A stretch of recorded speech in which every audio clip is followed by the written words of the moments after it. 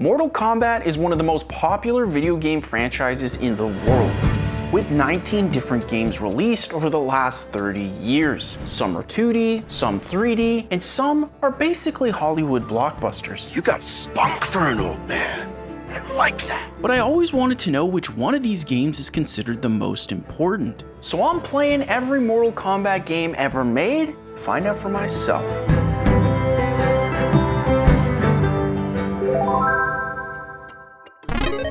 It's 1992 and a team of guys drops Mortal Kombat onto the world. Dude, this is crazy. Now remember, this is the early 90s, which means people dress like this, Michael Keaton is our one and only Batman, and fighting games look like this.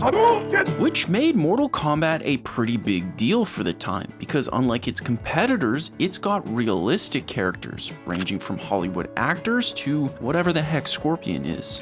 Get over here! Oh, and it's also got some of the most violent fights you can possibly imagine. I mean, you can literally melt off your opponent's skin, so that's a thing. But my favorite thing about Mortal Kombat is how a tiny team turned an incredibly simple game into video game history.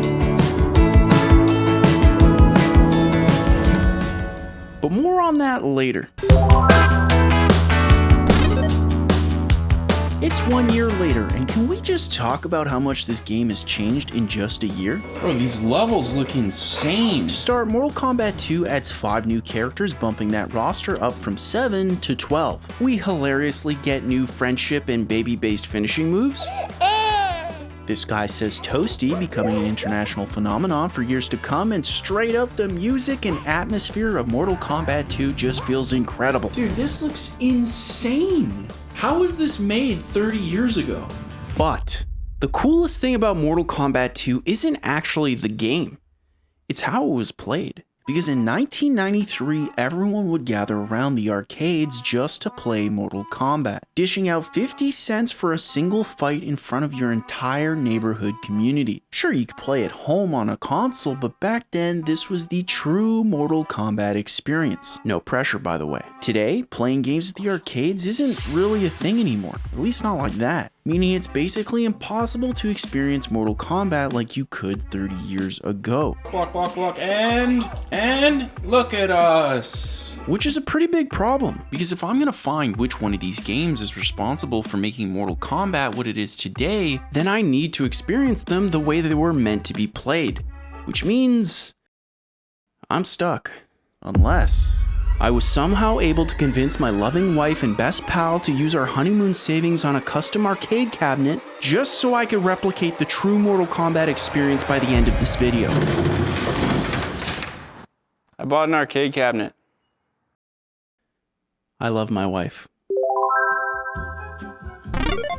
It's April 15th, 1995, and Ed and the team at Midway are in their element with Mortal Kombat 3. Wait, there's no Scorpion?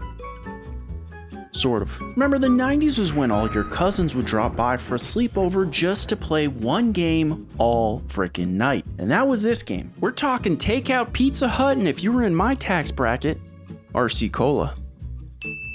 But what you might not know is there are actually 2 different versions of Mortal Kombat 3, the original and Ultimate Mortal Kombat, which were released later in the year. Because like I mentioned earlier, the original was missing a few key things, namely everyone's favorite character, John Scorpion.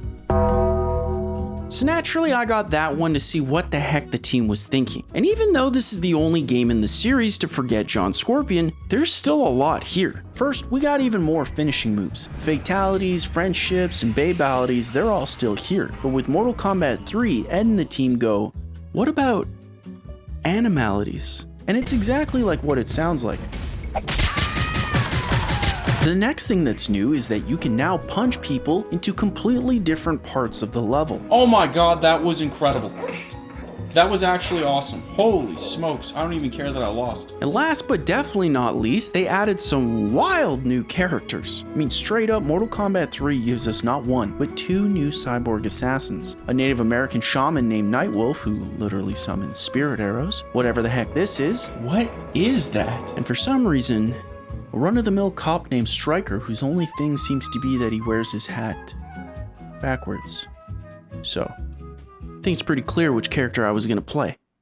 Striker's the best character, hands down, not even close. Now, while I fight for my life, let's talk about how Mortal Kombat works, because the beauty of these games is that they stay pretty consistent with every release. Mostly. We'll touch on that later, trust me. Here's the basic idea. Mortal Kombat is a tournament held between multiple different realms, with the main two being Earth Realm and Outworld, and whoever wins this tournament gets the right to invade the others. But if we're being honest, at this point the story simply exists to have gods, cops, and whatever the heck this is, Seriously, what is that? hit each other with cool special moves like these. Special move? Let's go. Which is easier than you might think. See, each character in Mortal Kombat can kick, punch, or block high or down low. But when you combine these in a specific order, you get special moves like Scorpion's famous Get the f over here! or Liu Kang's iconic bicycle kick. Now, for those of you who don't speak bicycle, what Liu Kang is trying to say is that each fight in Mortal Kombat is always a best of 3 rounds, meaning the first person to win 2 rounds wins the game. Winner, winner, chicken dinner. Thanks, Liu Kang. It's September 11th, 1997, which is one heck of an anniversary, and Midway drops Mortal Kombat 4, a brand new direction for the series. See, at this time, people now dress like this. George Clooney is one of 2 nipple-based Batmen, and for the first time ever, this Mortal Kombat releases on PlayStation 1 and N64 consoles, which is a big deal, because Mortal Kombat 4 marks the last game in the series that had been made for arcades. Speaking of which, how we doing over there, Goose? It's a lot more complicated than I thought. Fantastic, I knew you'd kill it, unlike anyone who grinded on the now outdated 2D games. Wait, it's 3D? That's right, Mortal Kombat 4 is the first game in franchise history to go 3D, meaning every character is now fully computer generated, making it look closer to other popular fighting games at the time like Tekken. And with this technology, Midway uses it to create some of the craziest intros I've ever seen. Thousands of years ago, in a battle with the fallen elder I bet I could pull that look off. But believe it or not, there's more. Because now that fights were in 3D space, it changed the game completely, allowing players to dodge attacks simply by moving in or out. Dude, that's so cool. Which is definitely something to keep in mind when fighting some of the newer characters. My God, who is this girl? Ah, great question, Goose. That is Tanya, a disgusting nightmare that I absolutely hate, not to be confused with the literal disgusting nightmare that is meat. Who not only looks like if ground beef and Mr. Clean had a baby, but one of 8 brand new characters, bringing Mortal Kombat 4's roster of 3D generated characters all the way up to 18. But as you're gonna see later in this video, these Mortal Kombat characters only get crazier from here. I hear you've got quite a scream. And you're definitely not gonna wanna miss it. Did you know that Mortal Kombat is the reason that every game now has a rating symbol like this? Welcome to Touchgrass Trivia, the part of the show where I tell you 3 juicy Mortal Kombat facts while also testing out today's sponsor, the Red Magic 10S Pro, outside in a Canadian heat wave. Hopefully they don't mind. Fact number 1, the government actually tried to regulate gaming because of the violence found in Mortal Kombat. So to stop them, game publishers created the ESRB and these rating symbols that every game uses today, which is pretty cool. Just not as cool as Red Magic's new cooling technology. I mean, I've been out here all day and somehow this phone is totally fine. Fact number 2, Ed Boon, the creator of Mortal Kombat, not only voices Scorpion, but has done it for so long. They actually gave him a Guinness Book World Record. And thanks to the Red Magic 10S Pro's ridiculous 7,000 milliamp hour battery, I can listen to Ed for hours before the battery runs out. Looks like somebody else is trying to get a world record. Fact number 3, famous movie star Jean-Claude Van Damme is actually the reason that Mortal Kombat exists. See, originally Ed and the team wanted to make a game dedicated to Jean-Claude, but after he reached out, clearly that didn't happen. So rather than quit, Ed pulls out a reverse Uno card and casually creates the biggest fighting game franchise in the world. It's just like the saying, when life gives you lemons, make combat. People say that. So huge thanks to Jean-Claude Van Damme, and an even bigger special thanks to Red Magic, because without these two, this video technically wouldn't be possible. So if you want a phone that looks slick, runs games as smooth as butter, and has a battery that can withstand even the most humid heat of Eastern Canada, then check out the Red Magic 10S Pro, either through the link in the description below or through my pinned comment. Now let's get back inside. I feel moist. 1 month after Mortal Kombat 4 drops, the team at Midway decides to give us this. You will fail. The very first single-player game in Mortal Kombat history, which, as the name implies, focuses entirely on Sub-Zero. Sub-Zero. Now, for those of you who don't know, Mortal Kombat Mythologies is a side-scrolling game where every encounter is supposed to turn into a traditional Mortal Kombat fight like the main games. And on paper, I won't lie, this sounds fantastic. Except that's not what we got. Is it, Edward? Please! Because for some reason, they decided to make the game unnecessarily difficult and basically impossible to control. Wait, how do I turn? Oh god. But then, as if to almost troll me, the game has what I can only describe as the cheapest cartoon deaths I've ever seen. The first time it happened to me, I just stared in disbelief. I hate this game.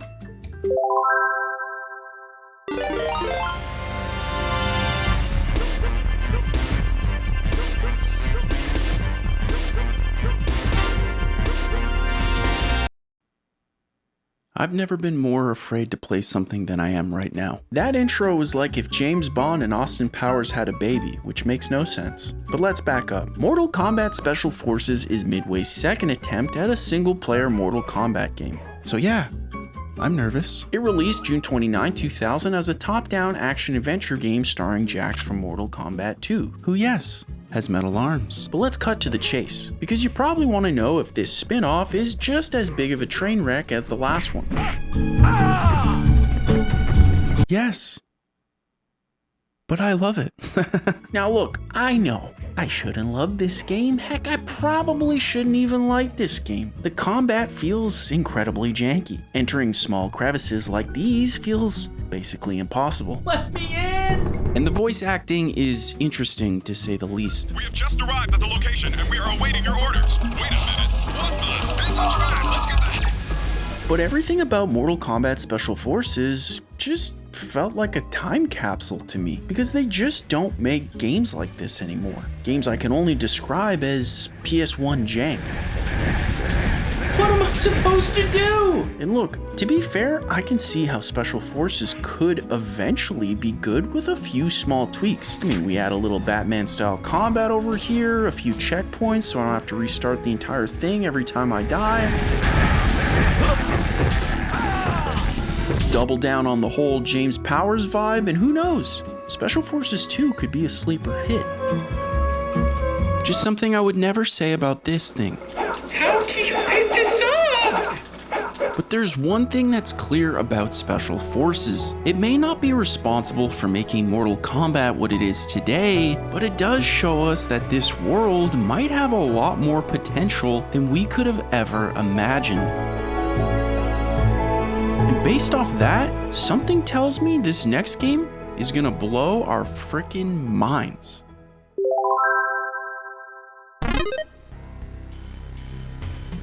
Noob Cybot. Fight!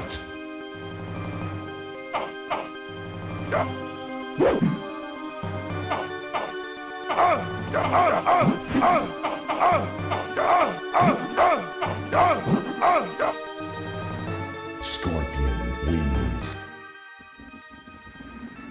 Yeah, I don't think I like this game.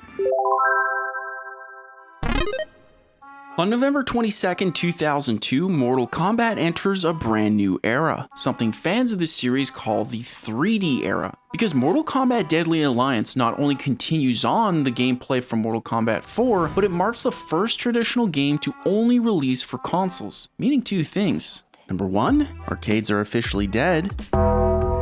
And number 2, the world's changed once again. See, at this time, Eminem and 50 Cent have completely impacted how grown men dress. Kevin Conroy is keeping Batman sounding absolutely seductive. I am Batman! And video game consoles have evolved to the much more powerful PlayStation 2 and Xbox consoles, which you see immediately when playing Deadly Alliance.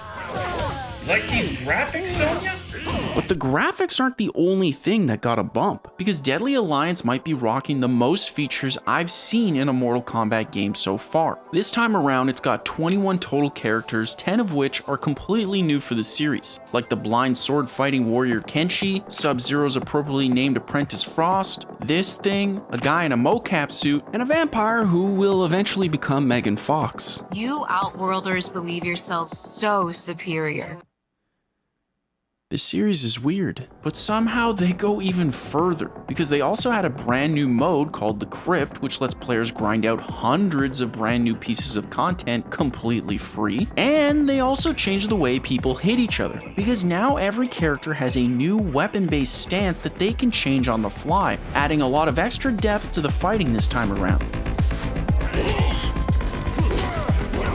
However, with Deadly Alliance, we can see the teams putting a lot more effort on the player experience, adding Conquest, a new challenge-based mode to help you learn every character's fighting style, and starting the game with a bang. Because this game straight up opens with Liu Kang, aka the only Mortal Kombat character to speak bicycle, and the lead of the hit 1995 movie with the song no one's allowed to use, dying.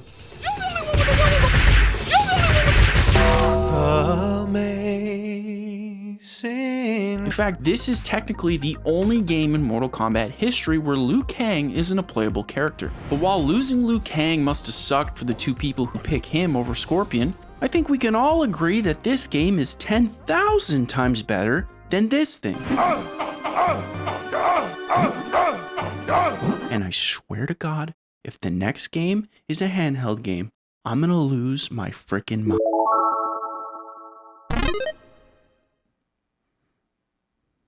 Edward,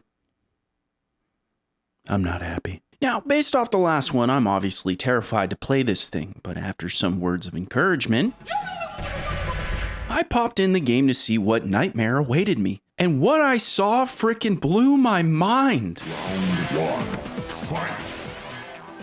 Releasing August 25th, 2003, Mortal Kombat Tournament Edition seems to be everything Advance should have been. It's got 3D movement, weapon stances, and somehow actual Mortal Kombat level violence on a device that's made for children. Scorpion wins. Fatality. How they got this thing to run on a Game Boy is beyond me. Won't lie, this might be one of the coolest Mortal Kombat games I've played so far, and clearly the Mortal Kombat team agrees because they're actually including it in 2025's Legacy Collection. Which honestly would have been great to know beforehand given how much this thing cost me. Guys, my wife can never know about this.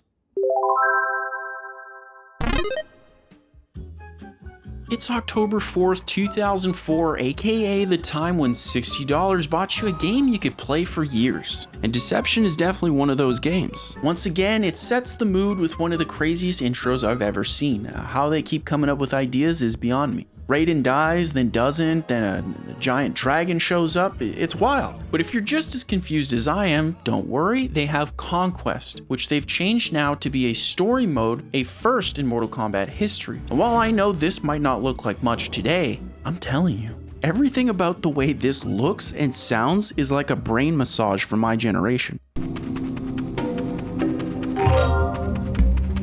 Your back may not feel good, but I bet you that sure did. Also, the Crypt is back, for those of you looking to grind years of your life away for pictures like these. Got the whole kit and caboodle here for you. By the way, did you guys know it's kit and caboodle, not kit and caboodle?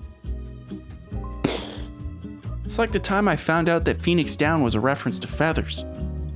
Crazy. Speaking of crazy, let's get to my favorite part of the game, because Deception's rocking 26 total characters this time, 9 of which are completely new for the series. We got that Dragon Boy from earlier, a guy with the worst case of gingivitis I think I've ever seen, and one of the most creative, powerful, and stunning characters in Mortal Kombat history. I'm talking about the Battalion Stallion. Darius. Look at him. He's like if meat had skin. But surprisingly, Deception might be one of the most important Mortal Kombat games ever made. Remember, at this point, they're releasing these things every freaking year, which causes the team to add anything they can think of to make sure each game felt like it was worth the upgrade. And I do mean anything. Wait, did they make chess? That's right, somehow this game is literally 3 games in one. You got the regular fighting game, which if I'm being honest, feels the same as the last one. Fight! A chess game, which I still can't believe is a thing, and a game where cutesy Mortal Kombat characters fight to the death based off how well you match colors. So, 2 things. Number 1, this is hilarious. And number 2, it's starting to feel like a lot more effort is going towards gimmicks than the actual thing people are buying Mortal Kombat for, which definitely has me concerned for whatever's coming next. I mean, what do you do after Mortal Kombat chess? Kart racing? That'd just be stupid. Ah, you thought I was setting you up for a little Mortal Kombat kart racing game. Trust me, that would never happen in a million years. No one's that desperate. Instead, on September 19th, 2005, just months before the next Xbox releases, we get a new spin-off game. And while there's nothing scarier than the thought of another Mortal Kombat spin-off game, we can all thankfully breathe a sigh of relief with Shaolin Monks, because the Mortal Kombat team might have cooked. I am become bicycle, destroyer of worlds. 3 things. Number 1, this intro is straight gas, as the kids say. Number 2, Mortal Kombat meets God of War is something I didn't even know I needed. And number 3, this is the first game in Mortal Kombat history that can be played entirely in co-op, letting you perform sick combinations like these with your best pal, which feels like a huge step up from their other spin-off games. It really is just like the saying, when life gives you lemons, make combat. People say it. You see, despite the fact that this is a spin-off, everything about Shaolin Monks is just a delight to play. From the subliminal bike messages Liu Kang gives, to the God of War combat with new moves and weapons that constantly keep it feeling fresh. This is the greatest game ever made. And while yes, the platforming of Shaolin Monks is absolutely atrocious, it's like PS2 level atrocious in a way that's charming to all millennials. Heck, if I'd have known this game existed when my brother and I were growing up, this probably would have been our childhood. And it clearly was for everyone else, because even though Shaolin Monks is a spin-off game, it sold over 1 million copies, making it a huge success, showing the world that Mortal Kombat has a lot more potential than anyone could have ever imagined. Except even though we live in a world where every game seems to get a modern day remaster, some more than others, Shaolin Monks never did. Which unfortunately means playing this game today without a PlayStation 2 is basically impossible.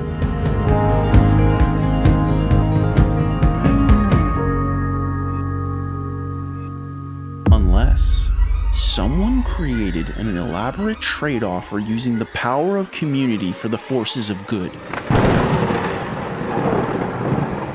Edward Leopold.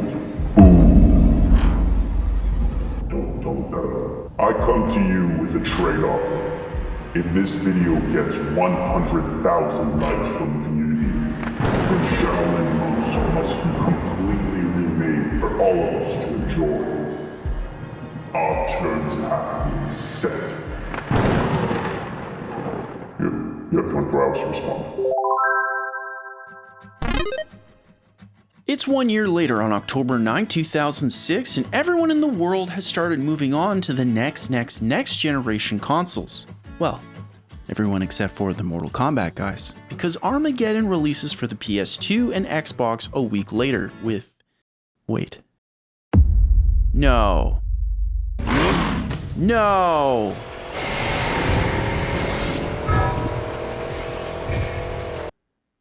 Edward? Why? Ignoring the metaphorical shark the teams clearly decided to jump over, Armageddon feels like if desperation was a video game, because everything and anything you could possibly think of has been crammed into this game. To start, they added a new mode called Mortal Kombat, which is exactly what it sounds like and isn't even a good name. Mortal Karting was right there, you guys! Come on! Also, the Crypt's back for people who want corporate pictures of Ed Boon and the gang, along with Conquest that we're definitely going to talk about later, and literally every character you could possibly imagine. Seriously, this time it's got 62 total characters, which has to be basically everyone. We got returning classics like John Scorpion, Sub-Zero, Hatless Striker, and even Mocap, as well as 2 new brother characters, Taven and Dagon, that I don't think anyone cares about. And yes, I'm happy to report they even brought back the man, the myth, the legend, the Battalion Stallion. Look at him. He got that dog in him. But at this point, I was starting to get a little tired of the whole Mortal Kombat shtick. I mean, look at these last few games back to back. They're basically the same. As a big surprise to absolutely no one, the constant yearly releases were starting to get Mortal Kombat to feel more like Marvel post-Endgame. I mean, this one even starts with an Avengers level cinematic. Is anyone gonna tell me what that is? Now, on the bright side, you can create your own character to look exactly like you. He's beautiful. But on the bad side, Armageddon's story no longer makes any lick of sense to me. In fact, even Conquest, my favorite mode, feels like an actual joke now. Oh, come on. If anything, it just feels like this era of Mortal Kombat is focusing way too hard on gimmicks, rather than trying to be the best fighting game it possibly can, which is a way bigger problem than you might think, specifically for Midway, the company who owns Mortal Kombat. Because despite dominating the 90s with revolutionary arcade games like NBA Jam, Cruis'n USA, or the game The Rock made into a movie, yeah, well, animals get me. The current day Midway wasn't making the best financial bets. 2009 is a game that comes out. This is Vegas. This is Alan Padmore with Surreal Software, so check it out. With most of their games not only being forgettable, but losing millions and millions of dollars every year, bringing them dangerously close to bankruptcy. Midway may soon be forced to sell off its most popular franchise in order to save itself from going under. And since Mortal Kombat was the only property that made them any money, it meant that whatever Ed and the team made next had to hit. Because if they couldn't, it could mark the end of not only Midway, but Mortal Kombat forever.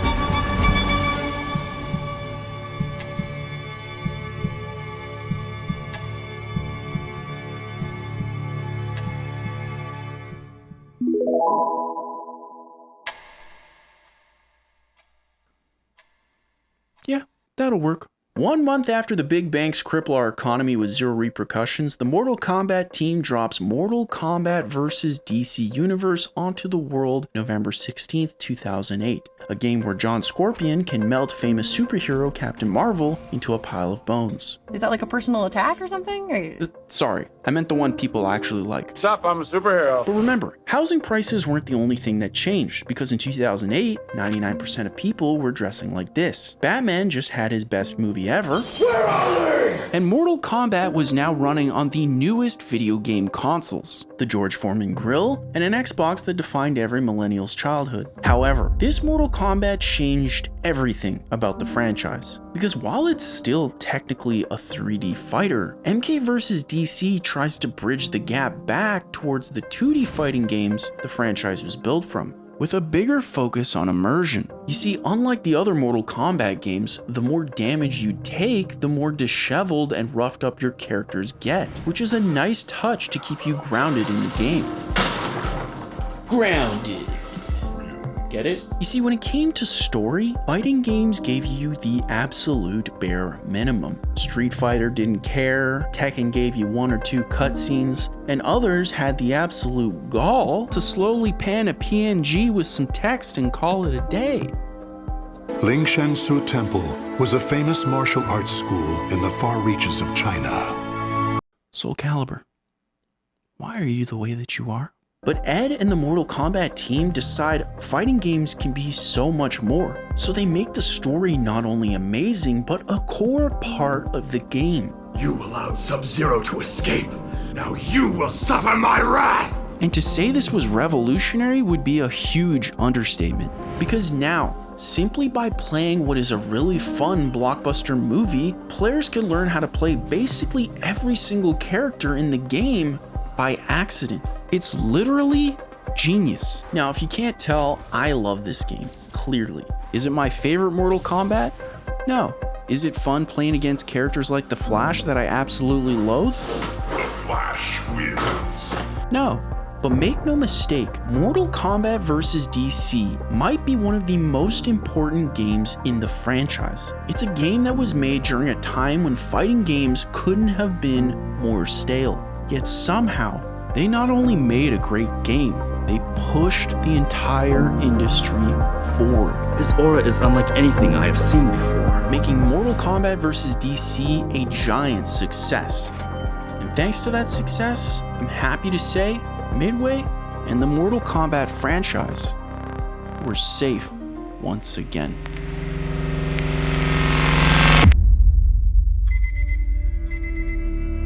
Midway Games has filed for Chapter 11 bankruptcy protection. The company, best known for the Mortal Kombat series, says it doesn't expect to be able to pay back accelerated debt obligations stemming from media mogul Sumner Redstone's sale of a majority stake in the company.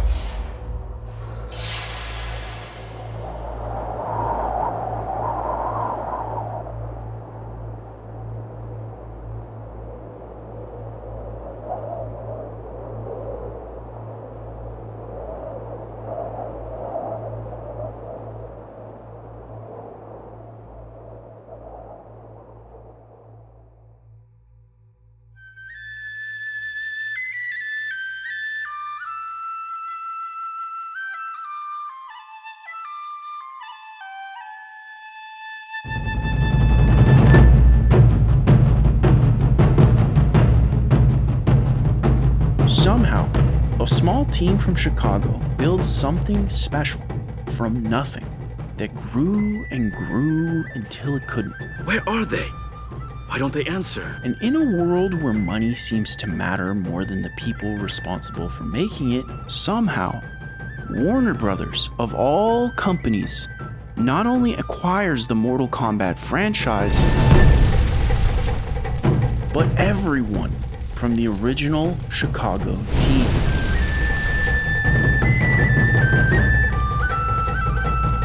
You see, this may have been the end for Midway, but NetherRealm was just getting started.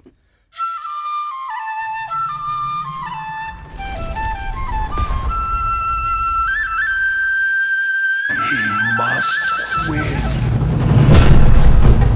Mortal Kombat 9 somehow does everything right.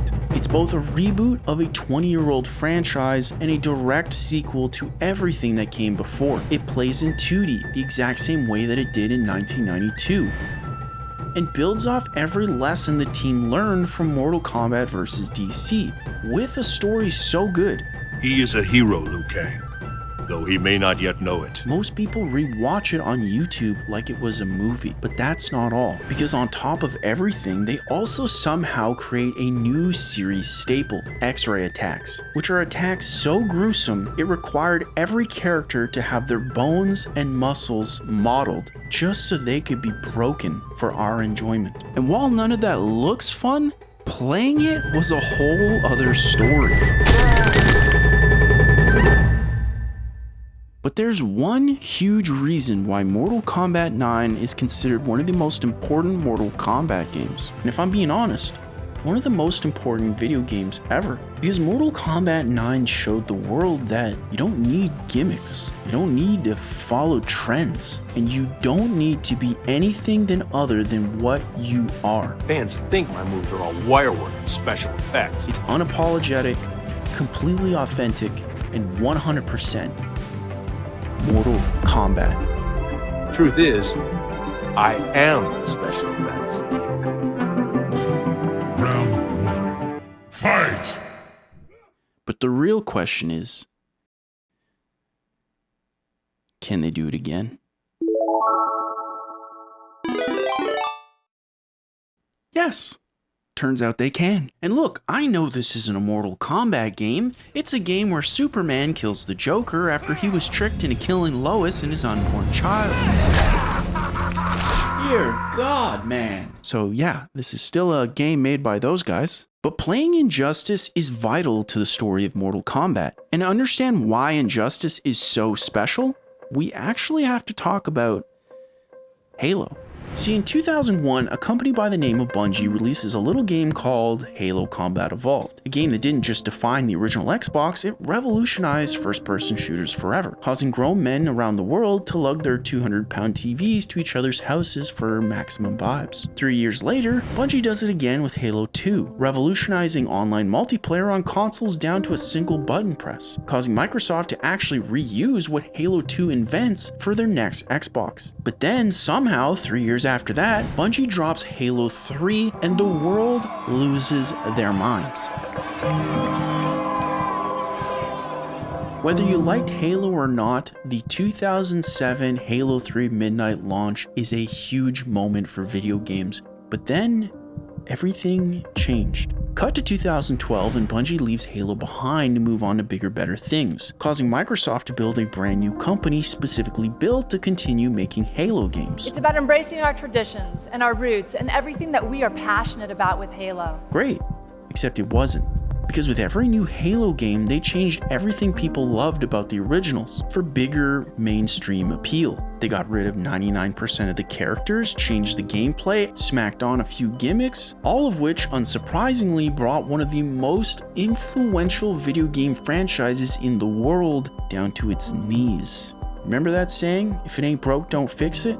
Yeah, well, Microsoft didn't get that memo. Now cut back to April 16th, 2013, and NetherRealm does the complete opposite. They build a new universe, a new story, and a new game that plays completely differently to Mortal Kombat, allowing Injustice to not only stand alongside Mortal Kombat, but complement it, and secretly giving NetherRealm a place to try new things without affecting Mortal Kombat. You see, unlike Halo, who confused their audience and lost it all, NetherRealm was smart enough to split their ideas into two separate brands without hurting the other, something even a trillion-dollar company couldn't figure out. But now that you see why creating Injustice was so important to Mortal Kombat, let's talk about the game. My God, that's a lot of characters. It's got a story mode that just builds on top of what we've seen in Mortal Kombat vs. DC and MK9, with incredible writing that shows NetherRealm not only understands the characters, crime took my family too, Clark, but respects them. You weren't the gun. If I could be honest with you guys, I've never really cared about the DC universe besides Batman.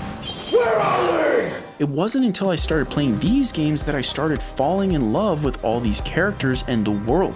They did that, not the movies. All while somehow building a story where I can actually appreciate why Superman's so important. Wonder Woman, Aquaman, let's wrap this up. I've got to get to the Watchtower. And why people love this character so much. Superman, don't! I may not know what NetherRealm's gonna make next, but trust me when I say this, they are one of the most talented teams in the video game industry. So I know whatever it is gonna blow my mind.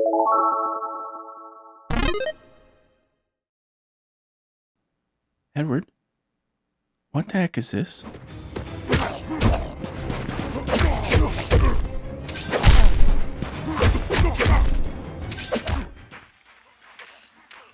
It's actually not that bad.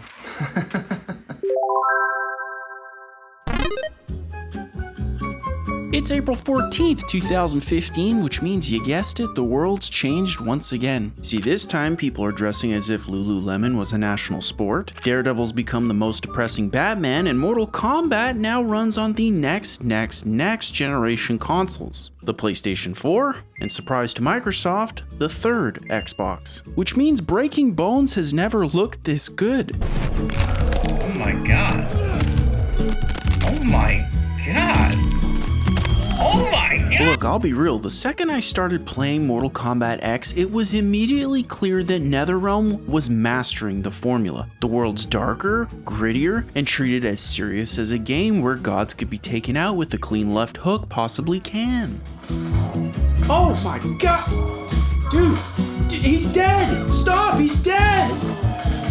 He's dead! Also, for folks signing up to go to war in the Mortal Kombat universe, there has got to be better options. Speaking of options, NetherRealm's got a lot more thanks to the power of these new consoles, letting you play an incredibly detailed set of new and returning characters, including the most powerful in Mortal Kombat history. Oh. 1 second. Hello. Hey, buddy. Just wanted to let you know, Darius Is not a thing in MKX. in fact, he kind of sucks. What? But look, it's not that bad. There's about 33 characters in MKX, including DLC characters like Jason Voorhees, the Predator. What? And all the people from the time jump. So, Look forward to that. What? Did you not talk about the story yet? What are you doing over there? Taking place 25 years after the events of 2011's Mortal Kombat, Mortal Kombat X's story introduces us to a new generation of characters. So it's time for your generation to step up. We got Cassie Cage, Jackie Briggs, and Tekka with super creative moves pulled straight from their parents. But look, I was always going to love Mortal Kombat X. Not because of the banging new soundtrack, or because of how snappy the fighting now feels, or even because of how much combat the teams decided to make from the lemons. It's a thing people say, you guys. It's because I'm a frickin' sucker for any story with a time jump. Like seriously, it doesn't matter where it happens. If there's a time jump, I'm in. It could be Dragon Ball Z, it could be Redwall, Back to the Future, or even this very video. Like the man said, if there's a time jump, I'm in. Also, while I have you here, I make all these videos alone, which as you can imagine can be incredibly taxing. So if you like my stuff and want to support, then consider becoming a channel member today for less than the cost of an Arizona iced tea. Or if subscriptions aren't your thing, then check out my website, zenkaigoose.com, and pick up something cool like this Goose-tastic mug. Every dollar helps me make bigger, better videos and hopefully one day afford some help. That would be nice. Anyways, I always feel awkward promoting my stuff, so just know that it's there, and let's get back to Past Goose. It's May 9th, 2017, and NetherRealm drops a sequel to Injustice that's... Guys, it's just so much fun. Yeah, it doesn't feel so good on this side, huh? But the reason we're talking Injustice is to showcase once again how important it is to Mortal Kombat. Because both of these games, while looking similar, actually play completely differently. Wait, how do I block? How do I block? Where's the block button? See, in the Injustice games, there's no over-the-top violence, there's no dedicated block button, there's no multiple rounds, and no fatalities. Although if I'm being honest, this still looks rad. I am 99.9% dead here. Let's make that 100. Which makes Injustice feel not only more fresh, but for me at least, a lot harder. I hate you so much! But I will admit, that is cool. Look, let's just put a pin in how much I still very much hate The Flash. Because once again, NetherRealm is 100% focused on making not only a great fighting game, but building a world that they can experiment in with dialogue that feels like it was written by actual fans. So you won't kill, but you're fine with traumatic brain injuries. Secure the loading docks. 3 things. Number 1, that line feels 10 times better than any non-Christopher Nolan DC movie. Martha! Number 2, I think we all agree that Kevin Conroy is the best Batman, may he rest in peace. You need to stop. Take time to grieve. And number 3, did I mention how much content this game has? Holy smokes, they cooked on the characters. With over 38 different characters, it's got basically anyone and everyone from the DC universe that you could possibly want. We're talking Batman, Superman, Harambe, The Rock, and they even had the gall to add the frickin' Teenage Mutant Ninja Turtles. You'll be rage quitting in a heartbeat. I mean, who do you guys think you are? Call of Duty? Ha! I understood that reference. Now, there is two things that I have to Wait. I have a new request. Edward Leopold Boom. If you guys are making Teenage Mutant Ninja Turtles in time game, just know that we'll all be there. Like day one, it's not even a question. If you do it, the Elder Gods will bestow great happiness upon thee. So, seriously, just make that game. Oh, there's a beat. There's a beat. There's a beat. Now, with Injustice 2, NetherRealm proved for the third time that they're on top of their game, because Injustice 2 became the highest reviewed game that NetherRealm or Midway had ever made, selling over 2 million copies. So clearly, people are loving what these guys are putting out. Which is why I have to say these two very important final points. Number one, to the guys in charge of movies at DC, you see this? Just make literally this.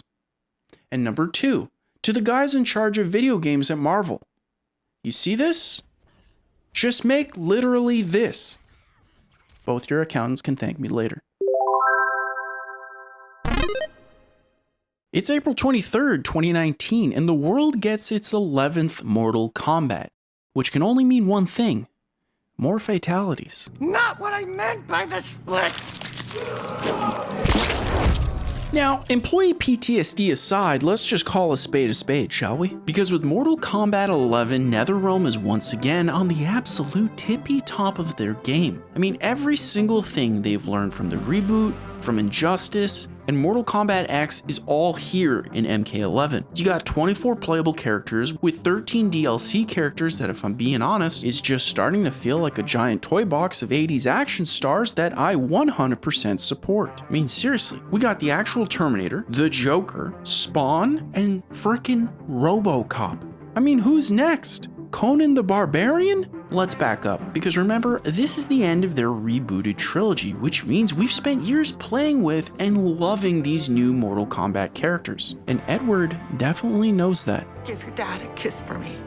Mom? Mom! Now, while that didn't exactly feel good to watch, you gotta admit, they're cooking once again with the story. And let me tell you, it gets crazy.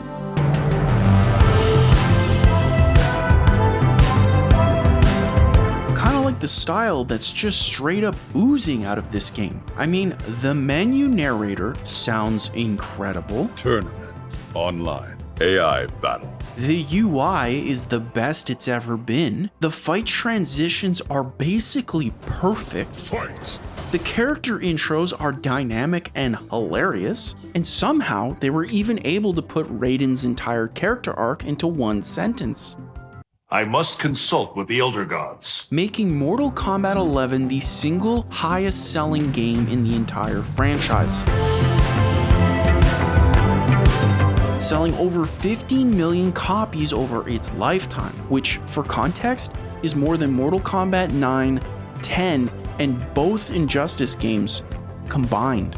If it wasn't clear before, NetherRealm is on a frickin' roll, with zero end in sight. Which, now that I think about it, usually just means one thing.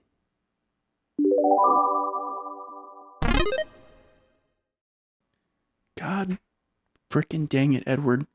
You guys were on a roll. Why do you build me up only to tear me down?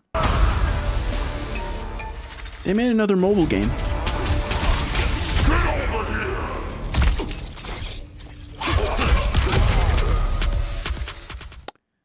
Then they canceled it.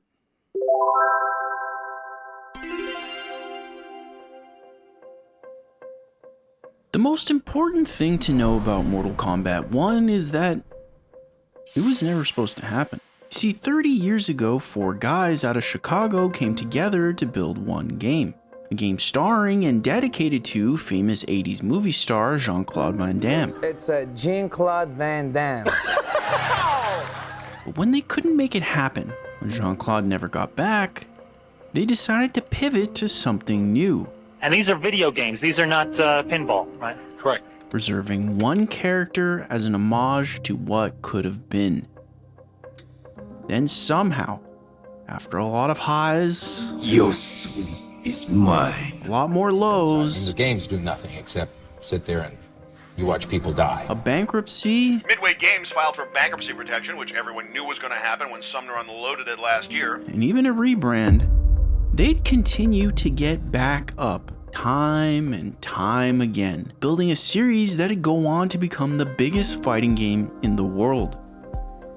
Bringing us to September 19th, 2023, a time when Batman's played by a vengeance-obsessed vampire. I'm vengeance. A time when red-vested Canadians are doing whatever they can to get by. No one cares about you, you're going to be a failure, and no one ever thinks you'll amount to anything, and you kind of slightly are leaning into that and wondering if you should just quit entirely. And when a new rebooted Mortal Kombat releases on the next generation consoles, the one that's about to go clubbing, and the monolith from 2001: A Space Odyssey. But here's the big question. How do you reboot something that's already been rebooted? And how do you make 30 years of history not only feel fresh again, but service fans who'd been there since the very beginning?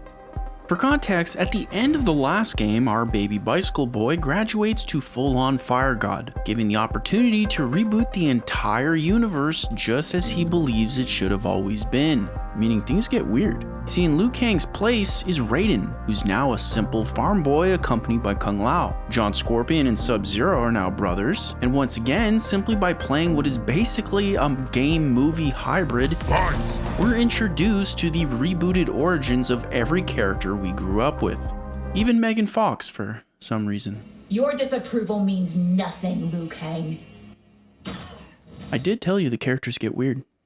But there's one character who I think is the most important of all. It's not Ghostface, not Homelander, Conan, or Omni-Man, and it's not even any of the new cameo characters who can now tag into any one of your fights to help, like Sonya, Stryker, or even the Battalion Stallion. I've never been happier. See, the most important character of all is Johnny. Because after 30 years of hard work and determination, a couple of 20-year-old kids, 20-something-year-old kids, wanted to make a video game. I could see how Van Damme would go. No, we're not doing this.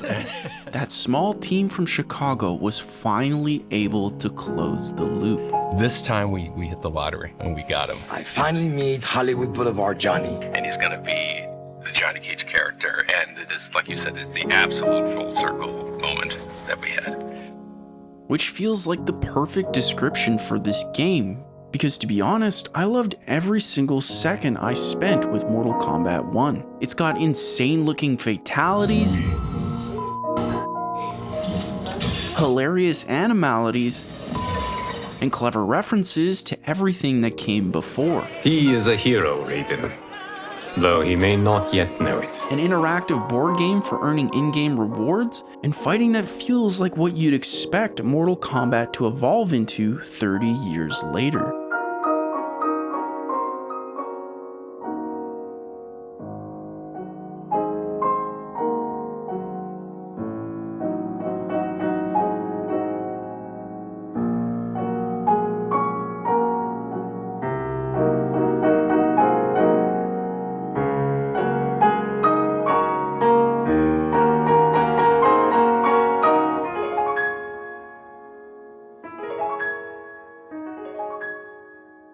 Which brings me back to my question. But I always wanted to know which one of these games is considered the most important. You see, on paper, Mortal Kombat 1 is probably the best these games can possibly be. And honestly, it might even be my favorite one. Oh, that was awesome. But somehow, out of everything we've played, I can't say this is the most important one. Because the more I think about it, the more I know which one it has to be. And to show you, we're gonna have to go back one last time.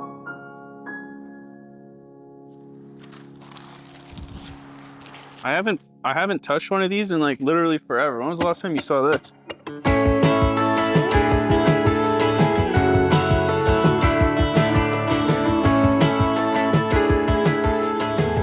You see, when we go back, we'd see that every problem Mortal Kombat's ever had, It's training them to enjoy and like violence as a form of conflict resolution. every controversy, The games do nothing except sit there and you watch people die. and every gimmick, I almost expect if we did a puzzle game, somebody would say, are there going to be fatalities in it? You know, just because...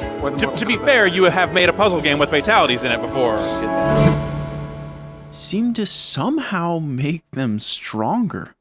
There's certainly no indication of any kind of boycott of Mortal Kombat. In fact, by the time this store closes tonight, they expect to have sold more than 200 copies. Which has gotta mean that the most important game is the one that somehow turned a dream. It was always something I considered that'd be the coolest job in the world, but I'll probably end up with a regular job.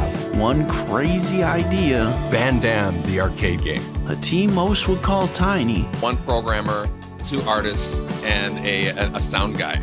Into video game history. I think you know the one.